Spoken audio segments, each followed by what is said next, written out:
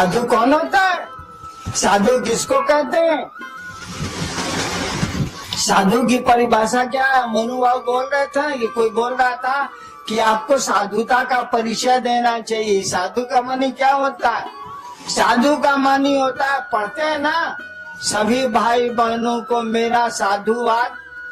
दीदी नीलम आनंदी, साधुवाद क्या होता है? साधु होना माने जिसने अपनी ऐषणाओं को धुन दिया हो वह साधु है। साधु शब्द का अर्थ होता है जिसने अपनी ऐषणाओं को, ऐषणाएं 3 होती हैं, अपनी ऐषणाओं को धुन दिया हो। धुन दिया हो जो धुन की बुई धुनला, धुन दिया हो वह साधु है। ऐषणाएं क्या है? पुत्रेषणा, यश ऐषणा, धन की ऐषणा, इच्छा मैंने पैसा इकट्ठा करने की इच्छा, संतान की इच्छा, प्रतिष्ठा, सबसे बड़ी यश, यशेच्छा, सबसे बड़ी यश की इच्छा से। सम्मान जल्दी नहीं हटता है, मन से वो रहता है, साधुओं को भी रहता है। जिसने अपनी ऐषणाओं को, संतान की इच्छा, धन की इच्छा, इज्जत की इच्छा, प्रतिष्ठा की इच्छा, जिसने अपनी ऐषणाओं को धुन दिया हो, रुई के तरह उड़ा दिया हो, वह साधु है। और साधुवाद का भी वही मानी होता है कि आपकी आकांक्षाएं, आपकी ऐषणाएं शमित हो, कम हो, आप में शिव भाव जगे। तो साधु का लक्षण प्रकट करिएगा ना। शिव आपके गुरुओं से, शिव से बड़ा ना कोई गृहस्थ है, ना कोई साधु है। महादेव से बड़ा कोई गृहस्थ नहीं है। हमने कई बार आपको कहा है अपनी बेटी दामाद को जरा आशीर्वाद दीजिए तो राम सीता की जोड़ी बनी रहे। अपना सास पतो बेटा को दे दीजिएगा पलाट से, ताकि मनाते हैं कि साली पतोहिया मरती का नहीं है, वो दे दीजिएगा पलाट से। लेकिन जब बेटी दामाद को आशीर्वाद दीजिए तो राम सीता की जोड़ी बनी रहे, कृष्ण राधा की जोड़ी बनी रहे। देखा को हिंदुस्तान में आशीर्वाद? जानता है कि सीता को खाली कष्ट हुआ, ये जानता है कि कृष्ण जी अपनी बीबी को छोड़ के दूसरे के साथ थे, तो कारू आशीर्वाद देगा? बेटी का जीवन खराब हो जाएगा? कोई आशीर्वाद नहीं देता है। हर शादी में लिखा जाता है शिव पार्वती, शिव पार्वती की जोड़ी बनी रहे, जबकि देने वाला ही जानता है कि भिखमंगा अपने बेटी दामाद को आशीर्वाद दे रहा है शिव पार्वती की जोड़ी बनी रहे। वो जानता है कि शिव भिखमंगा है, तब वो यही आशीर्वाद देता है, क्योंकि जानता है कि धन से सुख नहीं होता है, प्रेम से सुख होता है, मोहब्बत से सुख होता है। धन से नींद नहीं आती है, शांति से नींद आती है। धन से नींद आएगी, धन से सुख मिलेगा। अपार धन है, पति पत्नी को मारे चला जा रहा है, गाली दिए जा रहा है, इस धन का क्या उपयोग है?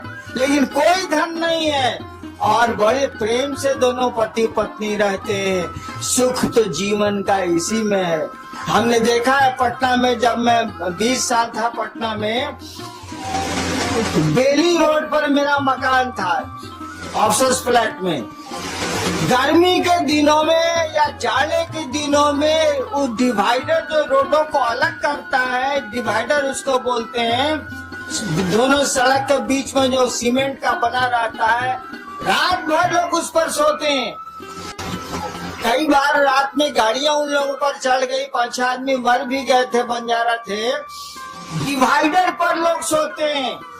और आपको पता है पटना में एसी में सोने वाले कम लोग नहीं हैं, एयर कंडीशनर में। और कम वक्तों को नींद की गोली के बाद भी नींद नहीं आती है। और बेली रोड पर जब गाड़ियां चलती रहती हैं, मध्य रात्रि को ट्रकें चलती रहती हैं, सोने वाले इत्मीनान से सोते हैं और नींद नहीं खुलती है। बल्कि कई बार ऐसी घटनाएं हुई हैं कि गाड़ियों के चक्के चढ़ गए, लोग मर गए। देखिए, नींद आने के लिए धन की कोई जरूरत नहीं, क्योंकि बड़े बड़े धनी लोग नींद की गोलियों के बाद भी नहीं सोते हैं।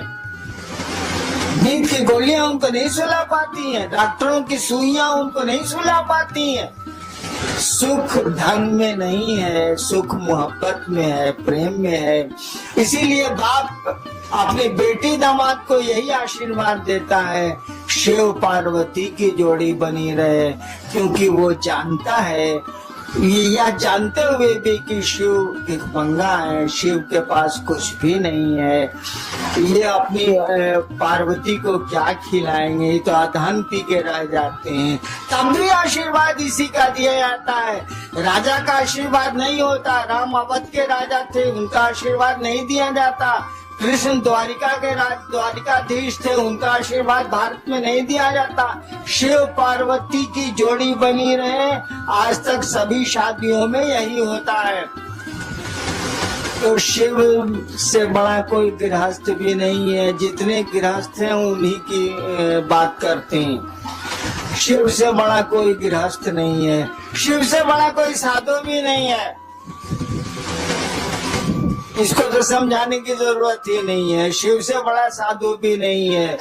और वही शिव आपका गुरु है, उसी शिव से दान के साथ आप ज्ञान मांगने गए, उसने जो कहा है उसको करिए, मनोयोग से करिए। हमसे जितनी मदद लेनी है ले लीजिए, हम देंगे मदद आपको, लेकिन दया गुरु से मांगिए।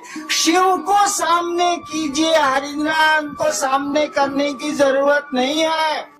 आदमी का स्वभाव है, सामने जिसको कर दीजिएगा, अगर वो दिख रहा है उसको धर लेगा, वो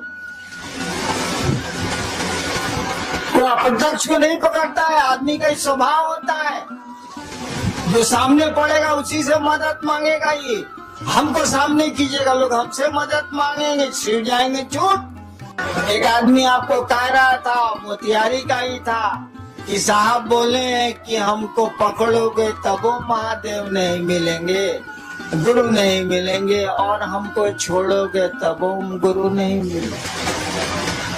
मैंने कहा था कि सड़क हूँ मैं, आप गुजरिए उससे, उस रास्ते को छोड़िएगा तो शिव गुरु की बात आज तक नहीं की गई है, वो आपके गुरु नहीं बनेंगे, दिक्कत होगी आपको। मैं रास्ता हूँ, गुजरिए उससे, मैं मंजिल नहीं हूँ। मंजिल आपके गुरु हैं, शिष्य के, हर एक शिष्य की मंजिल उसके गुरु होते हैं। आप शिव के शिष्य हैं, आपके मंजिल शिव हैं, आपका गुरु आपकी मंजिल है। गुरु भी तो शिव से ही जोड़ता है, कोई गुरु और शिष्य को शिव से ही जोड़ता है। आपके गुरु ही शिव है, मंजिल आपकी है, रास्ता मैं हूँ जरूर।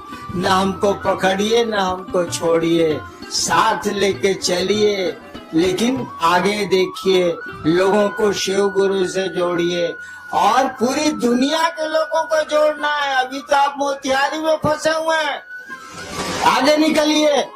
हम लोगों ने चाहा है कि 2012 तक पूरे देश के हर एक इलाके में हम लोग शिव चर्चा शुरू करें।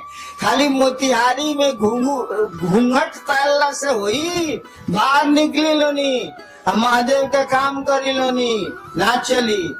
आज तक तो बेलना चौकी बहुत भइल बा, करी लेनी, हमरा कोनो में दिक्कत नहीं है, लेकिन घर से बाहर निकली लूनी, बड़ी लात सहले बनी, कुछ लातो मारे के सीखी।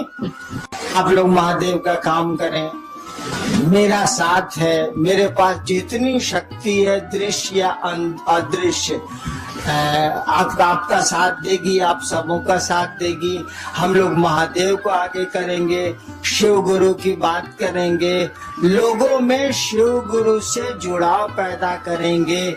हम तो आपके साथ हैं, हमको आगे करके क्या करिएगा। हमेशा मैं आपके पीछे हूँ, आप देखें अथवा नहीं देखें, आपको नजर आए अथवा नहीं आए,